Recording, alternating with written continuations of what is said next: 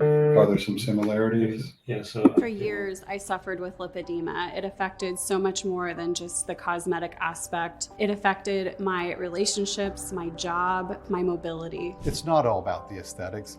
It's about restoring quality of life. It's about relieving pain, and it's about restoring the patient's confidence.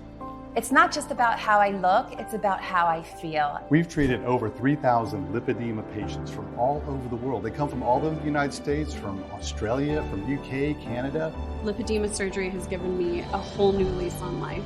Right now, I feel unstoppable. My name is Dr. Sue, and this is ArtLipo Lipedema Surgery.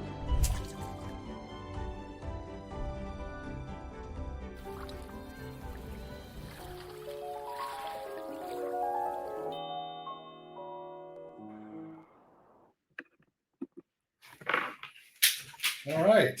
Hello, everybody. I'm Dr. Sue, and hi, I'm Dr. George Kardashian. Hi. And so welcome to the ArtLipo Facebook Live. This is our second one, and maybe you've had the opportunity to join us for the first one. This is Dr. Kardashian, our new surgeon, and I'll just give him a second here to introduce himself to those of you who haven't haven't known that he's joined us. Yes, I'm George Kardashian, and I did a lot of my studying in orthopedics, where I went to medical school in New York, and I did my orthopedic surgery residency program in New York. And then I specialized in surgery of upper extremity and hand in Miami.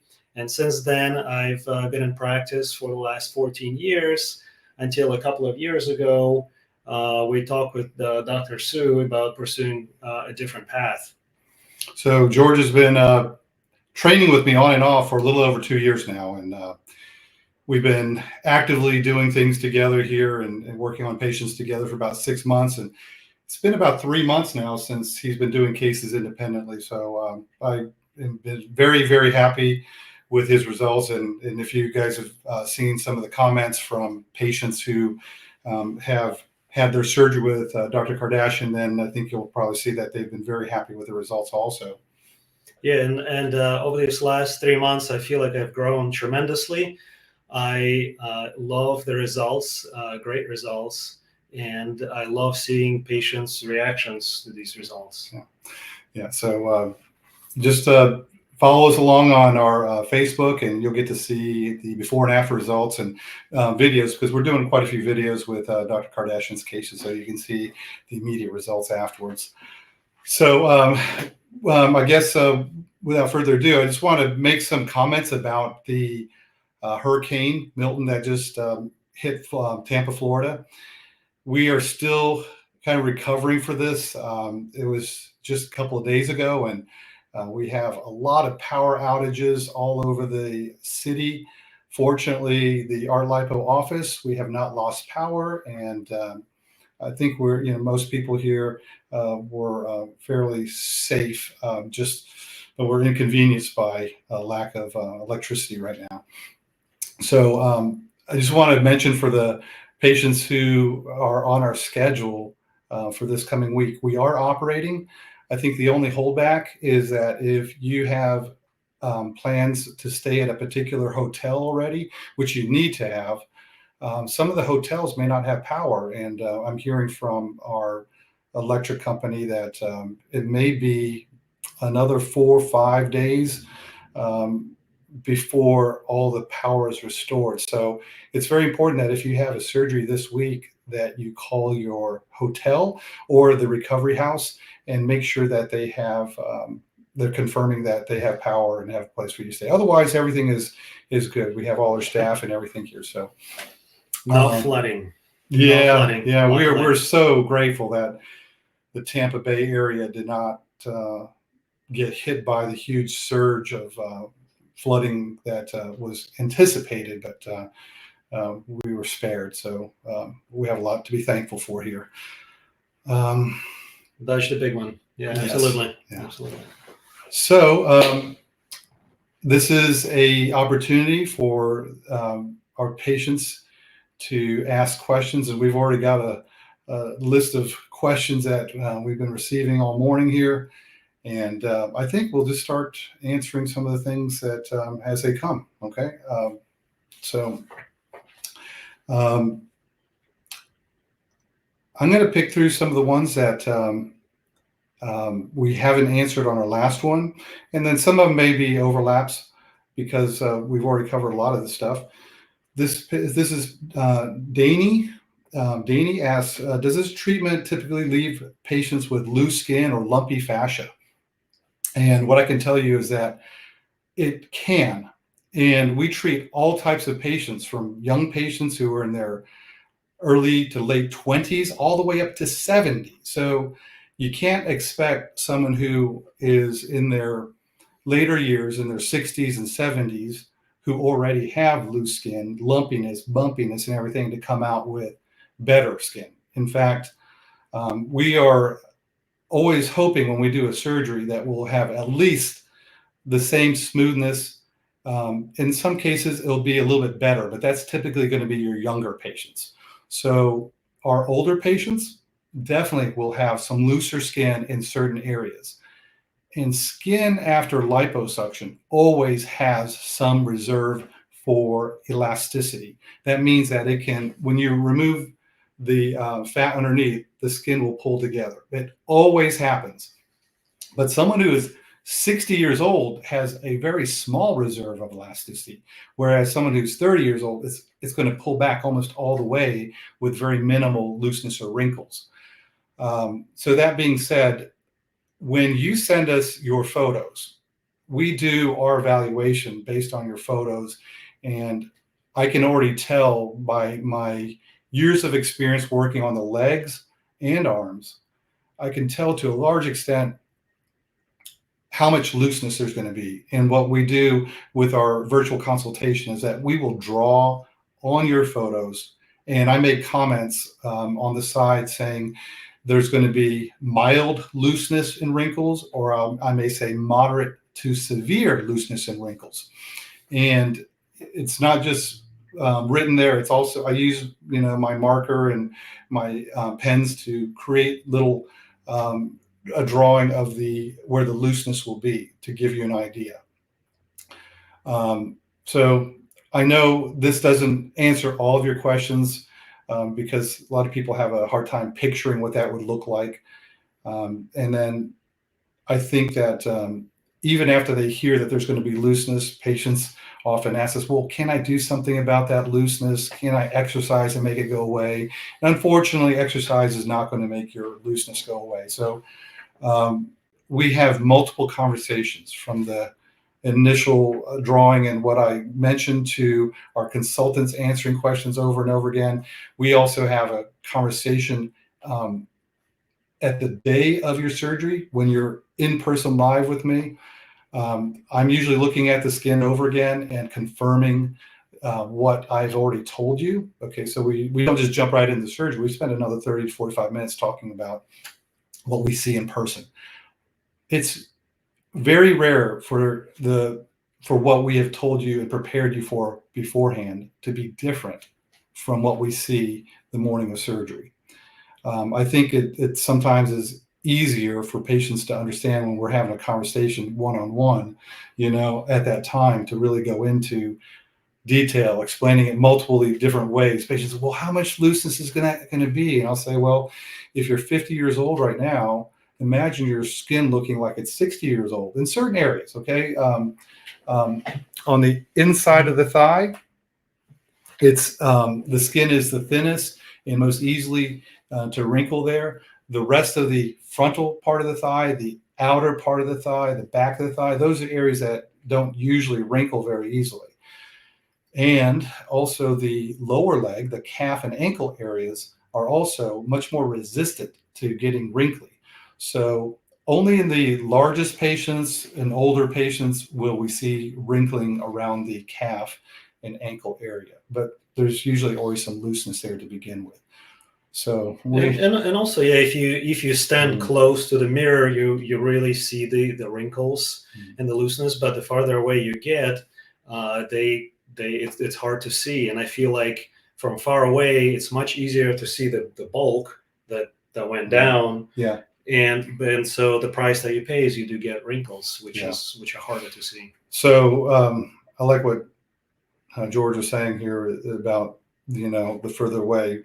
If you're looking right down at your leg, which is only like 2 feet away when you're bent over, wrinkles are easy to see in that closeness. What I like to do is, when I'm standing a patient in front of a mirror, which is what you likely do at home, if you're standing 3 or 4 feet away from a mirror, I would say mild wrinkles are very hard to see at that distance. And if you're 3 to 4 feet away from a mirror, that's actually about 6 to 8 feet distance from, someone else. And I'm imagining how it would look to someone else who was standing close to you. Would they be able to see the wrinkles or not? And if you have mild looseness, it's going to be very hard to see because these areas are also in a little bit of shadow. If I say you're going to have moderate to severe wrinkles, yes, you're going to be able to see some wrinkles from 6 to 8 feet away. And I think there's also this confusion about what wrinkles are versus sagging skin.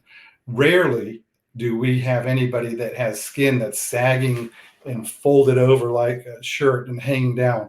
That would only be in someone who is already bunched up. And again, I had to go back to the inner thigh, because when someone's standing from a mirror, you can sometimes see if their skin is really loose, it'll be wavy and kind of folded upon itself. That's already very severely loose. And we can say for certainty that there's going to be severe wrinkles and some of those folds remaining afterwards. So if you're starting off with no wrinkles or very little looseness, it's still typically going to be only a little bit of looseness afterwards. And one of the nice things about how we sculpt things, and we are very meticulous about sculpting the fat close to the skin, and that's removing the fat right up close to the underside of the skin, is that the skin retracts a lot better.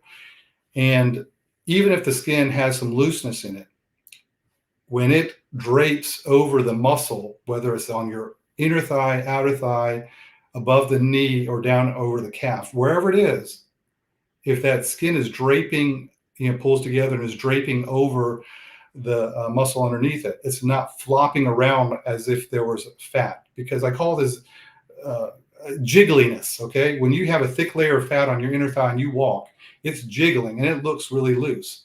However, when that fat is gone and now the skin is laying smooth, it's laying directly above the muscle, it's not jiggling as much, and it actually looks tighter on many people. Even though we haven't improved or tightened your skin, it just doesn't move in that loose appearing manner. So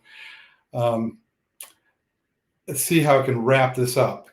If you are concerned about looseness and wrinkles, and I think it's very common question, and you rightly do want to be concerned about it, pay attention to what we inform you of, what I write on the drawings themselves, what our consultants are telling you.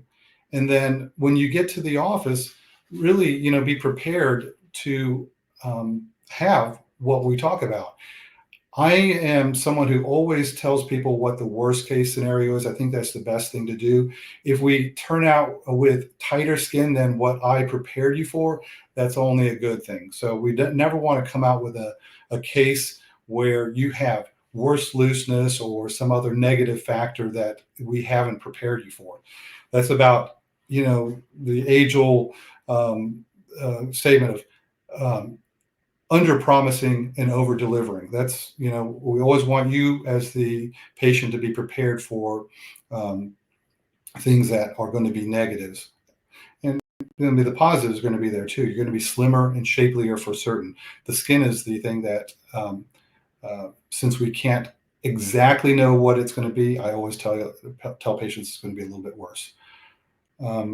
Anything else? No. This is, I think we talked a lot about wrinkles. So that's looseness. Bumpiness. Bumpiness comes from a couple different factors. And if you think about a woman who has cellulite, that bumpiness can be on the front of her thighs. It can be on the outer part of her thighs, inner thighs, and all the way down to her legs. It's hard for me, even though I've been in this for such a long time, been doing the legs and arms as a specialty for 12 years. And when I learned about lipedema 6 years ago, I've been trying to learn and distinguish what's the difference between normal cellulite and lipedema nodules. And I'll tell you, even though I work with patients day in, day out, it's hard for me to actually distinguish between the two sometimes. So I don't pay a whole lot of attention to saying this is exactly lipedema nodules or this is exactly cellulite. I don't try to make that distinction. As you know, if you think about it from my standpoint, my job is to get rid of it and get it as smooth as possible. But what I want to tell you about the question that Daney asked about the bumpiness. Sometimes it improves and sometimes it does not. Okay. As a cosmetic doctor that's been doing this for 18 years in all areas of the body, the bumpiness from cellulite, I've always told patients, don't expect it to be any better. I mean, we're lucky if we don't make it worse, because most doctors who do liposuction from a cosmetic standpoint will always tell patients that that their cellulite could look worse afterwards. In my own experience, and I think it's because of the way that I do things superficially, coming up to the surface of the skin, and that's different from how every other doctor is taught out there. So I am doing something very different, and we'll talk about that in just another question. But when we treat things very superficially, the bumpiness of that surface fat sometimes gets better. And I'm going to give you a guesstimate. It's about 50% of the time that I see bumpiness look somewhat better. So I always start off now with my lipedema patients telling them, if you have bumpiness and nodularity that you can see and feel, and you know, it looks bumpy to begin with, expect it to be the same. And if it gets better, that's just a bonus. And that's all I can tell you, is that it could possibly be better, but don't expect it. And on that note, I know some other patients were asking about nodularity, and this seems to be a very common type of question. Nodularity. If you feel nodularity now, that it could be it could be a sign of lipedema, and it can also be just bumpiness from cellulite. But don't expect all the nodules to go away, because as I've been treating lipedema now for 6 or more years, depending on how you look at it, 6 years knowing it, and maybe another 6 years without knowing it, those lumpy and bumpy areas that people feel don't all go away. And I've had patients contact me months later and say, Dr. Sue, I don't think you got it all, because I still feel some of the nodules. And that's not how it works. We will remove the majority of your fat. And what we do is very complete. And we get about 70 to 90% of the fat. And even when we get all that fat, doesn't mean that all the little bumpy areas are going to be gone. Some of those bumpy areas are from fibrotic connective tissue. And that's all the mesh work that goes, surrounds the fat. This is your fat layer. And then you have all these little fibers, and those fibers become thickened and stiffened to a state where we call it fibrosis. Everybody has those fibers, but they can become stiffened, and then you can kind of feel it, especially when we're moving through the fat with our instruments. The difference between a normal person, where it goes just kind of steady, versus where it's catching and hard, that's what we call fibrotic. And it is the case in some of the more advanced patients with lipedema, not all patients. Many of the patients that we treat, it doesn't feel that much different from a normal cosmetic case. Definitely, but definitely makes it harder for us to work with a cannula, and we get the fat in between. But those fibers, especially as they heal, they give you that bumpiness that we cannot get rid of, and that's what I think that's what you started saying. Yeah, some of the bumpiness that you feel is just from the fibrotic fibers, fibrotic connective tissue. So that was a great question, Danny. Lumpiness and looseness are our biggest concerns outside of removing fat completely, and we can get rid of the fat very completely, but we can't get rid of that fibrous, lumpiness. All right, so let's see. Sepperson asks, do you lipo other areas such as the abdomen and neck that are showing lipedema nodules? And I think we kind of answered that before, about the nodules. Nodules themselves are not the most concerning thing. It's about, removing the majority of the fat. We can remove fat from any part of the body, basically. And I've done almost everything. I've done from the back of the neck, which is buffalo humps, all over the back itself, not just the neck, but all over the back, all the way around the chest, the waist, arms, down to the wrist, all the legs and buttocks, all the way down to the ankle. So, and even onto the little parts to the sides of the feet that get the fat balls, or ankle balls, as many of our patients call it. So if there's fat and it's kind of sitting in a thickened area, we can do just about anything. Now, that doesn't mean we will, because there's some areas directly behind the knee that have major arteries, nerves, and veins running behind it. So we have to pick and choose what is a safe thing to do. And usually I will not get aggressive working right behind the knees. On a few patients where it's really thick, I will go in there and get it. And the same thing on the sides of the feet. Patients, I think in our Facebook group, there's been a number of discussions about ankle balls and patients with lipedema. I'm going to raise my foot up here and see if we can get right on the sides. Hold me up here first. Right here on the sides of the below the ankle bone is a little bulgy area that a lot of patients call the ankle balls. And I think it's a normal fat pad for everybody, but in cases of lipedema where the fat's really accumulating a lot around the ankles and even the sides of the feet, they can become prominent. And we usually go after that. But in some patients, I would say my elderly patients, 60s and 70s, that skin is so fragile. And because all of the swelling accumulates down there, it's just an area that makes me nervous sometimes to address as completely or aggressively. So don't be surprised if during the surgery you come in and I say, well, you know what, we're only going to get about 50% of that fat, because it's also very fibrous fat in many cases, and you don't want to be scraping with this instrument aggressively in an area where the skin is thinner.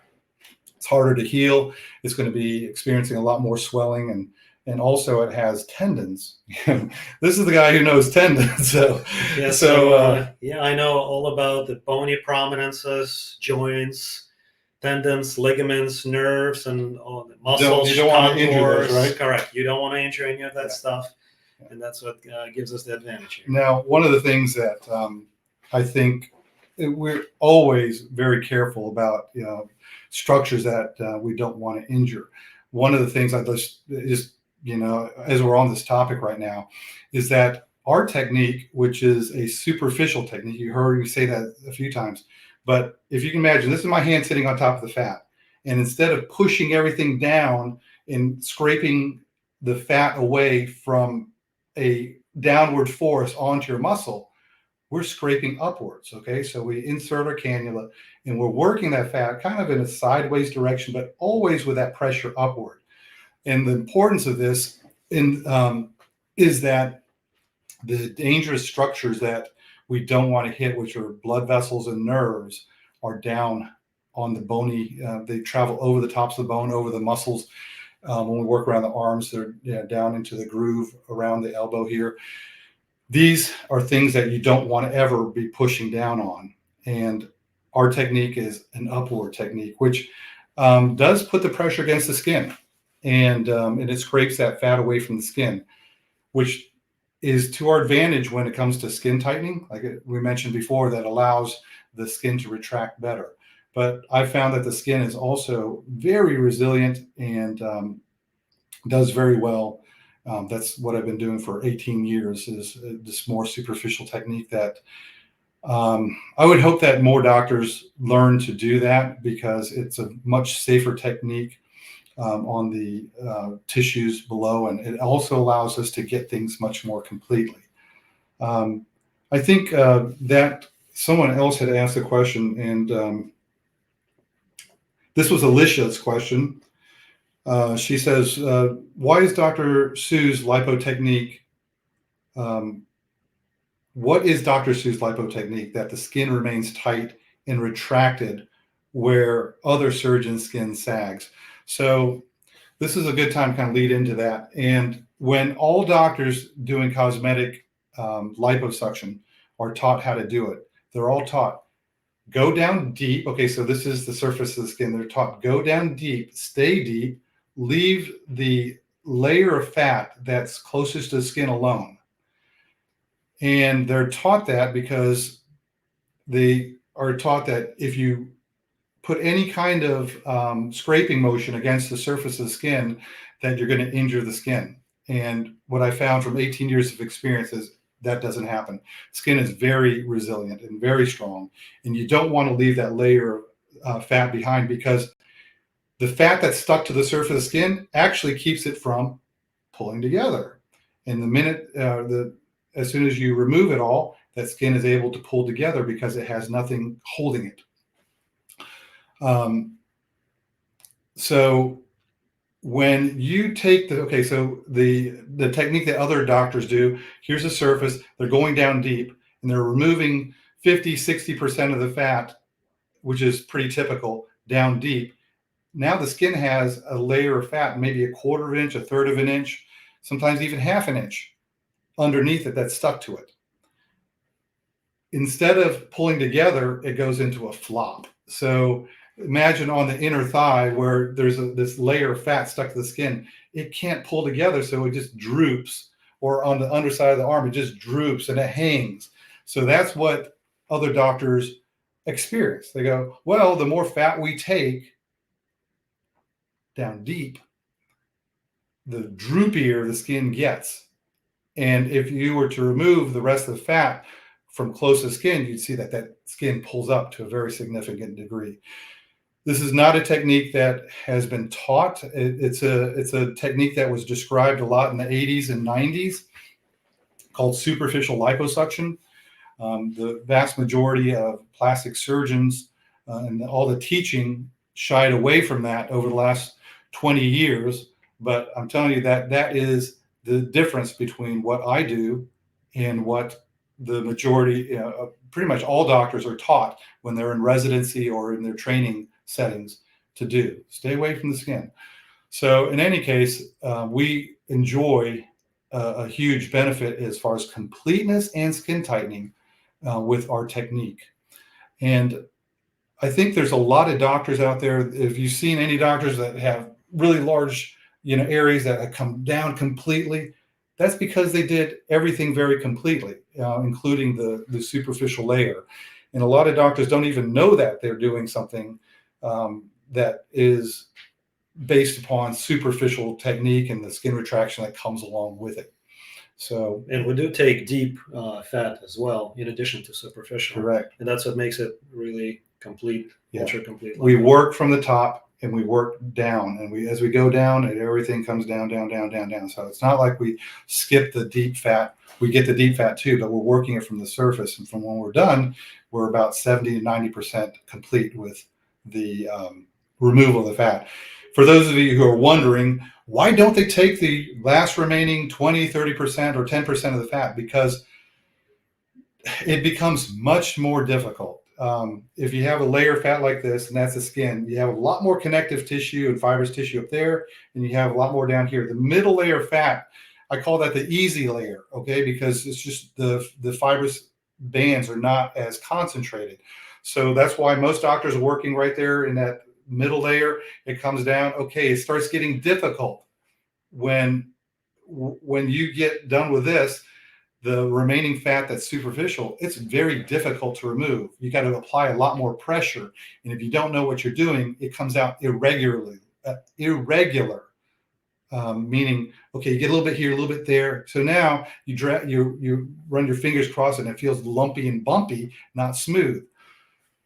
One of the things that we have, George and I do to avoid this is that we have an interactive technique. This is something that I started doing close to 18 years ago. I would have all my patients tighten their muscles. So whether it's the arm that we're working on or the thighs that we're working on, if that muscle is tight, you can grab everything and you can pick it up off that tight muscle and you can lift it up so that all the pressure is moving upward.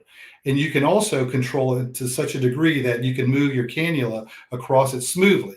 Normally, when tissue is loose, you go into it and it wants to send you down or off to the side. The connective tissue is jaggedy, so it makes it hard to move your cannula across it smoothly.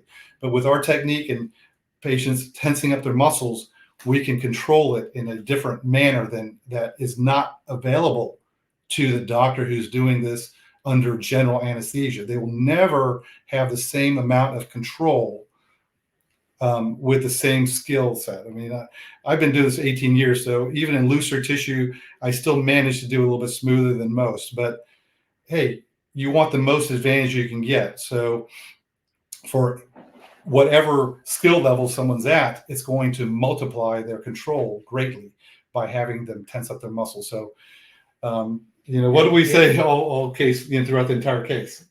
Tighten up the muscle. Tight. Tight. And so by the time you're done with your case, you'll be a little worn out because we call it a boot camp. It's Dr. Sue's, actually, it's the ArtLipo boot camp, where you're actually doing a workout that is helping us do the best job for you. So yeah, you want to give it your best effort. And so that's one advantage of wide awake liposuction, and the other is just safety.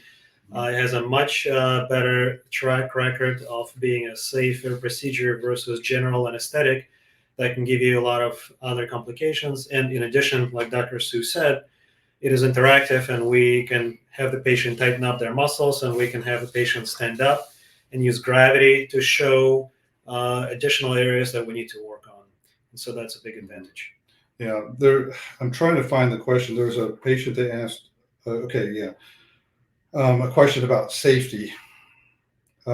This is Milan. Thank you, Milan, for asking this question. She said, I don't know if there's a risk with, no, she says, I know there's a risk with any surgery. Is there a high infection rate with doing awake lipo? So I'm going to expand upon this question, just talk about safety in general, as George already started talking about the safety compared to general anesthesia. Infection is something that we have to prepare our patients for in any kind of surgery. All doctors will tell their patients there's a risk of infection if there's anything that even breaks the skin, even a needle. So fortunately, I can tell you that the rate of infection or the risk of infection is very, very low. And I'll just give you an idea. This is the best way I can say it. I treat about 500 patients a year, do about 500 surgeries a year. I would probably have about 4 or 5 patients that call me with a reddened area, a small reddened area around an incision site, which it's hard to even call that an infection. I mean, it's maybe a very early infection when you have a little redness around an incision. We put them on antibiotics. A true infection, which in liposuction cases is going to be called cellulitis. And that's a case where the skin shows a patch of redness. Okay, if we did an arm and maybe a patch, that becomes red and tender and hot.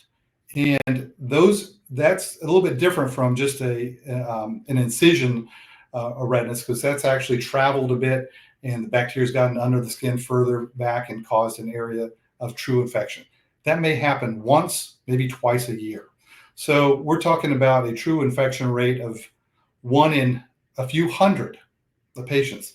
That's not nothing. And when our patients tell us, hey, I have a painful red area, we jump on it. I tell them if I need to start them on antibiotics, I will. Oftentimes I'll tell my patients, get to your normal physician or an urgent care center where a doctor can really look at you firsthand and just kind of check all your other vitals and everything too. And I'm saying this because our patients are, the majority, 90% or more, are from out of state. So although I can call in an antibiotic in some places, and we try to do that regardless, I also like to have my patients see a doctor locally as soon as possible also, so that we have, two sets of eyes on it.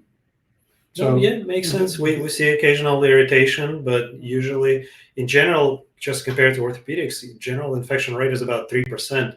And from what you say, a couple, we have about patient, 0.5% or less. Which is, it's less than 0.5%. So it's very, very low. So typical surgeries, I mean, I can tell you right now, the infection rates from other surgeries in hospitals is usually about 3 to 5%. And, so that's 5 in every 100 patients. If that was my rate, that would, if we looked at my 500 patients, that would be 25 patients a year. But ours is only like 1, maybe 2 that actually have, more of a developed redness. And I can't think of the last time we needed to go beyond just, normal antibiotics, oral antibiotics. I think it's been several years since we actually asked anybody to go into the hospital to get IV antibiotics. But that's one of the things that we have to watch out for. We always ask patients to help us out. When you call us early, then we can treat things early too. Safety, that's what we're talking about. You do sleep surgeries under general anesthesia all the time because you have to. Right. So maybe I'll defer to Dr. Kardashian about the rate of blood clots. We're talking about DVT, deep vein thrombosis, which can travel and cause a pulmonary embolus, which is a life-threatening condition. So all surgeries where patients are put under, we have to, doctors in general, surgeons in general, have to be concerned about a blood clot risk. So this is a real concern under general anesthesia. Of course. And what people do if surgery lasts for a considerable amount of time, especially more than 2 hours, it's an automatic application of sequential compression devices that go on patients' feet to prevent DVTs, deep venous thrombosis, blood clots formation, because it's a real risk. Because if you don't move, your blood doesn't circulate as well, and it has a tendency to form blood clots that can go into your lung and kill you. Right. And so in our case, this is the opposite. Patients are working out, they're tensing their muscles, their blood is moving all the time, and so that risk is mitigated. So the blood clot risk we're talking about happens in the back of the calf. There's a particular vein back there that when blood flow is not flowing through there as readily, it becomes a little bit more still. That's when it coagulates. Now, what keeps it from coagulating normally is that your muscles are always moving. Just even when you're sitting and sitting still, you're still fidgeting and your muscles are tensing. It's acting like a pump to keep that blood flowing through the vein. So the risk during general anesthesia is that patients are paralyzed, meaning they're put to sleep, but their muscles are given an agent through the IV that stops all muscles from even from twitching. So as Dr. Kardashian mentioned, anytime you have a surgery that goes beyond 2 hours, that risk of a deep vein thrombosis or blood clot happening in the back of the calf goes up tremendously. Our surgery has you tensing your muscles like continuously. I mean, when I step back for a second so I can take a breather, I stay relaxed. But otherwise, as I go in, to do anything, putting in the anesthesia or using the cannula to break the fat free, I'm saying tense up, tighten up, tight. So you're tightening up your calf muscles, you're tightening up your thigh muscles, or arms if we're working arms. And because of this continual motion, your risk during the surgery of having a blood clot is almost zero. I'm going to say theoretically it would be zero because you're more active than you normally are. You're actually working out the whole time. Where there is a risk of blood clots is after the surgery. So when people are laying around in bed and not getting up on a fairly frequent basis, they are at risk for blood clots. So besides the first night, we tell you not to get up too much because there's a lot of lightheadedness. We don't want anyone fainting. Beyond the first 24 hours, we actually ask you to get up and move around at least every hour to hour and a half, even if it's for a few minutes, just walking across the room to the bathroom or to the kitchen or something. That does not include when you're sleeping, because when you're sleeping, you're also tossing and turning, flipping back and forth. But there is always a concern of blood clots. I think just to let you know, we've had one blood clot in 18 years, a deep vein thrombosis in my patient. That happened 30 days after the patient was done with the surgery. And I can tell you why it happened, because she was so swollen, she was uncomfortable, she was spending too much time laying down and not being active enough. And it's understandable sometimes that, you don't want to move too much, but the point here is that it's a very safe surgery. Surgeons of all types, with a general surgeon that does a lot of intra-abdominal surgery, cardiothoracic surgery, orthopedic surgery. The risk, every surgeon can tell you they have a blood clot once or twice or even more than that in their patients every single year. From a normal, this is a normal, kind of expectation. And we've had one in 18 years. So that lets you know that it's not something to worry about, but it's something that can happen, and our risk is very low. And also some patients have genetic clotting factor problems that can predispose them to having these problems. And so that patient may have had that issue without anybody knowing. That's also a possibility.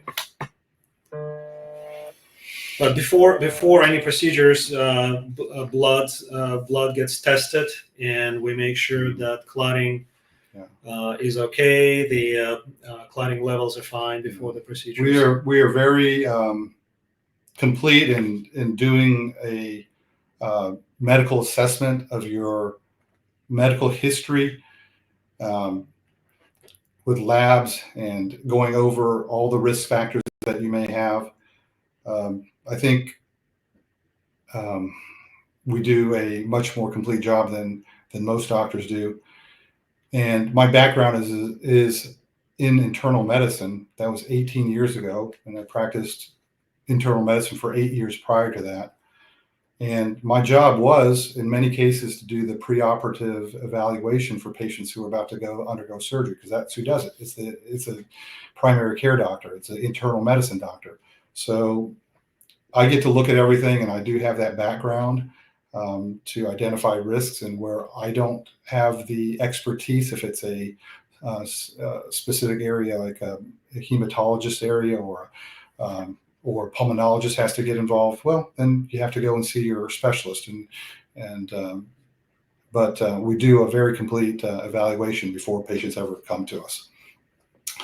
So I think, so from talking about risks, there was the blood clot risk, that we were talking about infection, and then bleeding. Everyone bleeds. And I can tell you right now that, again, Dr. Kardashian, who does a lot of, who does more traditional open surgeries, not just, liposuction, has seen all that type of,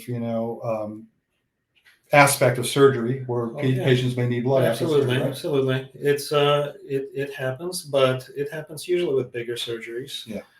So right. So with all other types of surgery, that becomes a much more common thing for blood loss. We always have blood loss on liposuction, but it's usually a very small amount. And it may be enough to detect and see that the blood count may drop 10, 15, even up to 20% in some cases of a large liposuction of your legs. But even a 20% blood loss is something that is not going to require a blood transfusion. It may have you feel tired and weak, for a few days. And we don't always repeat our blood count, our blood labs. But if anyone is feeling poorly or more worn out, we always check that. And in the 18 years that I've been doing liposuction surgery, I think we've had 3 patients that have had blood that has been given to them after the surgery because they lost more. So that is, if you talk about surgery, that would be minuscule, right? Oh yeah, Minuscule. absolutely. So again, not something that we want to gloss over and say can't happen, but if it does, it's a very rare occurrence. And I think that covers the most, significant risks. I mean, I don't want to get into all the minutia, but we talk about bleeding, infection, and blood clots being the most significant surgical risks. And I think ours are extremely, extremely low. Let's get into the questions again, see if there's anything else that we want to cover here. Why don't you, this is from Disa. Thank you for your question. What is the reason that you don't suggest MLD or manual lymphatic drainage starting the day after surgery to help move fluid? I'm going to tell you, there's differences in everything from that I do compared to what some of the other doctors do. And some of it just comes down to background, how we've always done things. So we all have differences in the instruments we use, our techniques, our aftercare, and everything else. And no one's established an exact yet. But I'll tell you why, in particular, I want my patients to hold off of MLD, manual lymphatic drainage, for 1 week. Although some doctors say you can start the next day, and I've talked to physical therapists that say, oh yeah, it's perfectly safe to start the next day. We actually see seromas, and seromas are some doctors will call it a complication. I like to call it a delay in healing, because after you do liposuction, here's the muscle and here's the skin. They have to stick back together because you've removed what's between them. So now you have an empty space and the skin can move around freely, and you have all this fluid that's coming into the area as part of the healing response. And that fluid is going to move into the tissue that's remaining, and it's going to swell up as a solid layer when it happens, when the 2 surfaces have stuck. But before they stick down together, that fluid moving in can create a little bit of a pocket. And that pocket, as the fluid gets bigger, can just create an isolated pocket in some place, and that's called a seroma. Seromas are a risk in almost all types of surgery: intra-abdominal surgery, tummy tuck surgery, breast surgery. So where there's been a lot of tissue plane separation during the surgery, this is where fluid can move into it. The skin is sticking down to that muscle underneath it very rapidly. And it typically would be fully stuck within a few days, 4 or 5 days, if everything went right, okay? And in the higher areas of the body, whether it's the tummy, the arms, where we're doing liposuction, seromas are not very common. But down in the legs, where I do surgery very completely, it increases the risk of a seroma when you remove fat very completely. I haven't done a study on this, but I'm just talking about it, from a common sense standpoint. The more disruption of the tissue and the more complete everything's removed, there's been more injury, more fluid's going to come in, and it's going to be more difficult for those layers to stick together. So we're in kind of a race against the fluid coming in. When it's down on the lower legs, that's where most of the swelling occurs. And you want that skin to heal as quickly as possible, but sometimes the fluid moving in beats the tissue sticking together, and that's where you get that seroma. That's one of the reasons why all patients wear compression garments, to hold that skin against the muscles as tightly as possible. Not tightly as possible, but to hold it tightly there so that those 2 surfaces are touching each other. If they're not touching and there's a layer of fluid between, they can't stick. So what does this have to do with MLD? MLD is massage. It's a very light touch massage, but I have seen cases where the massage therapist that patients went to did not understand MLD. They may have said that they do, but they did not. And there's special training for MLD compared to regular massage. So imagine this: the skin is trying to stick down, but you have someone who's doing this. What's that doing? It's separating or causing the potential separation of the skin from the muscle beneath it, so that you're loosening the skin versus helping to tighten it. That's why I like my patients to have a whole week for that skin to stick down as much as it can before you start doing the MLD. And now that we've talked about seromas, I know that some of you out there are probably going, oh my God, what's a seroma? How do I prevent a seroma? Well, we have been putting small little drain tubes, a little piece of rubber tubing into the incision, going in about 1.5 inches to 2 inches. And we do this in a couple of strategic spots where almost all the seromas happen. And what that's done over the past 8 months or so since I started doing that is it's reduced the seromas very significantly. Do we still have them? Yes, but it's something that may only happen a couple times a month now. And when you do get a pocket like that, patients call me right away because we let them know what to look for before they leave our office. And if it does appear to be a seroma, we have them wrap outside of their normal compression garment, take an ACE wrap and wrap it fairly tightly to squeeze down that fluid and spread it out. And most of the time that's enough to get the pocket of fluid to move out of the way and for the skin surface to attach. In the cases where it doesn't, which may be once every month or every other month where that seroma is not resolving by compression alone, I do have to fly patients back because you doctors in your local area are not going to know how to deal with a seroma. They don't see it too often. And even if they do know what a seroma is, they're not going to want to mess with it. If you go ask another plastic surgeon, can you take care of the seroma that was caused by ArtLipo? And they're going to say, no, go back to ArtLipo.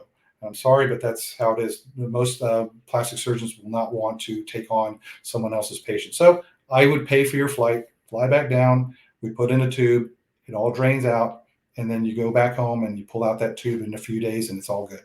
So seromas are very easy to take care of, but they do take maybe a day out of your time if we have to fly you back down.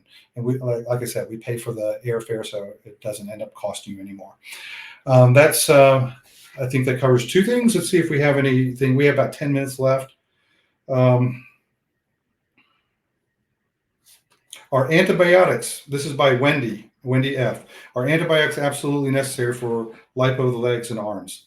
What do you think? Antibiotics are they absolutely necessary? They're not absolutely necessary, no. Yeah. I think humans have lived for a long time without antibiotics. That appeared only in 1945. But they help to minimize any things that we're concerned about, that redness that develops. They can minimize the risk of that. And it's not a great risk, but it exists. And antibiotics in general are not harmful. And there's a question about antibiotic allergies. So we go through, we talk to the patient, go through the list of allergies. And there are different classes of antibiotics. And we can definitely avoid the one that gives a patient allergy and prescribe another antibiotic that is safe for that patient and that is just as effective as the standard antibiotics we give that you're allergic to. Okay. So without getting into like a big debate about this, I can tell you that over the years, there are groups in the medical field that have suggested that surgeons like orthopedic surgeons or cosmetic surgeons or any other type of surgeons don't give all patients automatic antibiotics. And the reason is because that giving everybody more antibiotics than we need to can increase resistance of different microorganisms. That's one of the arguments. But there's also other arguments that, besides the allergies that can happen, antibiotics can interrupt gut bacteria, and when that's interrupted, there are some, potential complications, overgrowth of bad bacteria and things. So I fully respect someone's decision not to take antibiotics beforehand. There has been, there is a small increase in, preventing an infection that, doing it preventively versus treating it afterwards. But it's a personal decision. I think a lot of surgeons have struggled with this question. Should they continue prophylactic antibiotics or not? And there's still many surgeons that do it. So I'm still doing it, but I'm happy not to put you on antibiotics if that's your choice. Okay. All right. Let's see if Sounds there's good. anything else. Okay, let's see if we have, this is Melissa. Thank you for your question. She asked, the holes, do they leave bad scars or will they fade for the most part? We're talking about the incisions, and there's quite a few incisions. I'm not going to hide the fact that I use a lot of incisions, and I think by using incisions, more strategic but more freely than other surgeons, that we are able to travel the contours of our sculpting in a much more accurate way and much more complete way. However, there are more holes, and I've always been a proponent of holes are not going to be as disappointing to a patient or incision sites as it is if you don't remove the fat completely or if you leave it lumpy and bumpy. So I believe that making more holes in strategic manners helps prevent the other part, okay, the other lumpy and bumpiness. So in any case, if you're someone who has lighter skin, Caucasian skin types, your concern about holes should be very minimal because they heal up so well. They're hard to see, even if you're sitting as close as Dr. Kardashian and I to see. You'd almost have to kind of look like, oh, there's one right there. You have to look so closely. However, for people with darker skin types, Asians in particular, have a propensity to darken at the incision. So they look like little dark brown spots for maybe a year or even up to 2 years sometimes. And then if you know that you hyperpigment, we're talking about hyperpigmentation now. Hyperpigmentation on people where some African-American skin is also prone to this. I would say darker skin types like Latin or Hispanic skin, it doesn't, it's not as correlated there, okay?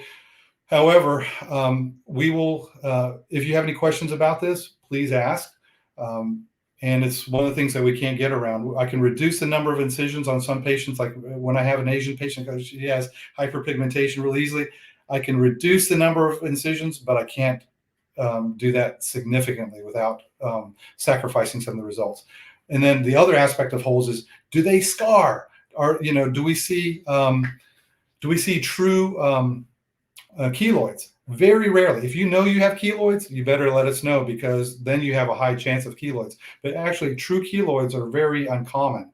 And even feeling a raised bump, okay, so basically, will we have a lot of scarring? Scarring is what I define as a raised bump. If you drag your finger across an incision and you can't really feel it, that's not really a true hypertrophic scar, but you may be able to see it because of the darkness around it, which is hyperpigmentation.